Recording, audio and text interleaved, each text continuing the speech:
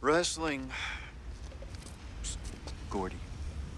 Wrestling's fake. Wrestling's not fake! I like wrestling.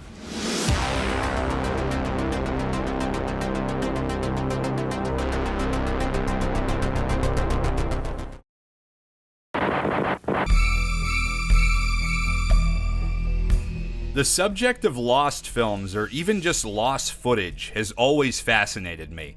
Everything from the weird decapitation ending from Friday the 13th Part 3, the emissary predators in The Predator, to New York Ninja finally seeing the light of day a few years ago because the minds over at Vinegar Syndrome are of the truly creative variety.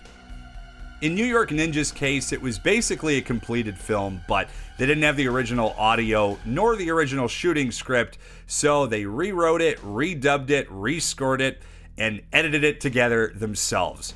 It was a similar case with a little slasher subgenre meets professional wrestling movie that was originally shot in the 90s and then finally finished and released in 2019 with new footage. Directed by a former pro wrestler and trauma muscle man, telling a tale of a once masked ring general that took things a little too far, now trying to give back to the community with a home for troubled youths, forced to face his dark, squared-circled past. A film almost lost to time. This is Brick Frickin' Bronski's The Masked Mutilator.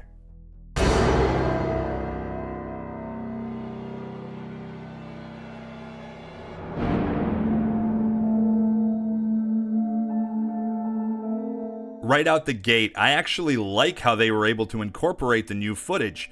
This is always a risk when you're adding digital to a movie initially shot on film, but it works here. Besides a few insert shots during a few of the kills, the new footage is mainly comprised of one of the actors from the original shoot reprising his character to give his account of what happened in the halfway house all those years ago on like a true crime podcast or something. It works for me. Then again, 20-something later year-old footage of John DeHart feebly hitting a heavy bag in Getaven worked for me too. Make of that what you will. Shut the fucking stereo off!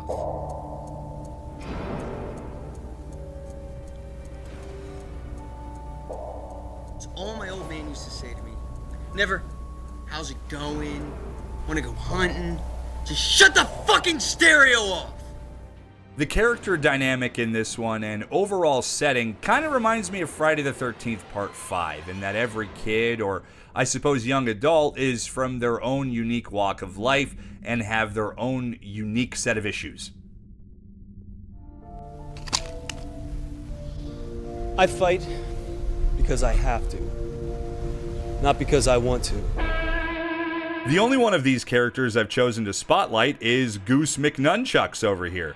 Brian Worth, who learned martial arts at an early age because he kept being transferred from dangerous school to dangerous school, is put on probation because of a bar fight and sent to be rehabilitated at the former Masked Mutilators youth home, who they've all come to call Commando due to his no-nonsense way of dealing with shit. Hey man, I'll tell my counselor. I can get you fired. Great. I was thinking about a career change anyway. Enjoy the privacy. At the same time, Steve Carson, a younger social worker, is sent to the home to work with Commando, much to Commando's chagrin, because I don't think he likes Steve very much. You're into the heavyweight training? No, I got this waiting. Twinkies. You got any more dumb questions? Now, the reason why I'm highlighting Brian? It had been a while since I'd seen like Class of Nukem High 3, but I remember Brick Bronski playing like two different dudes in that, and I thought the same thing was happening here. For at least a bit of the movie, I genuinely thought Bronski was both Brian Worth and Steve Carson. I mean, you gotta admit the dudes look alike, just sporting different styles. Steve Carson is the only one played by Brick Bronski, though. I guess they just have the same face. Hey, wait, isn't this like a pro wrestling slasher flick?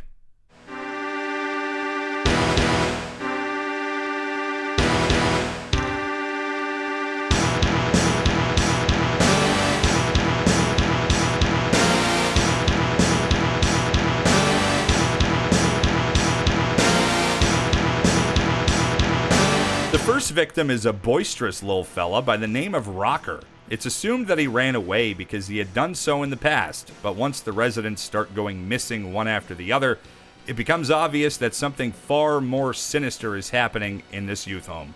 The killer wears Commando's old wrestling mask and is even sure built like him to boot. But is this him finally snapping, or has someone stepped out of the shadows to force him to confront his dark past? Back in Commando's wrestling days as the Masked Mutilator, he was a feared and highly respected competitor, but one night he got careless.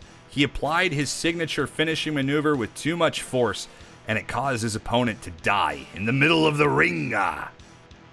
Professional wrestling, though predetermined, has had its fair share of real-world tragedy, so this isn't exactly out of the norm. I mean, the stabbing of Bruiser Brody backstage, Owen Hart falling to his death.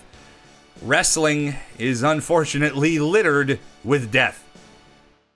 That depressing-ass shit aside, The Masked Mutilator is a film I'm so happy to have finally seen. I remember hearing about it on a horror forum way back when, and I feel like it delivered. The setting works perfectly for a slasher setup, especially if you're a fan of stuff like Friday the 13th Part 5 or Bad Dreams. And if you're looking for a wrestling-laced horror film that's maybe a little less on the silly side than something like Pro Wrestlers vs. Zombies, or looks a little better than Wrestle Massacre, then you might dig this one. Also, I recommend the shit out of both of those other ones, because why wouldn't I? Jim "Da Tank" Dorsey plays the stand-in for the killer during the new insert scenes. He played Lord Humongous in a short film from 2012 called Mad Max, a wasteland story. Tom Taylor, the actor that plays Brian, was also the executive producer on the film and returned for the new podcast scenes. He's also grown tired of the art of fighting. He wants to be the king of fighters.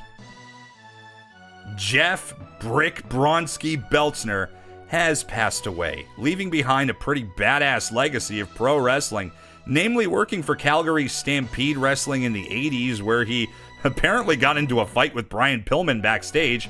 He worked fairly regularly for a time with Trauma, and even showed up as the Russian competitor in the Van Damme flick The Quest. And I'm happy to say that before he passed away, he got to see his directorial vision come to life with The Masked Mutilator.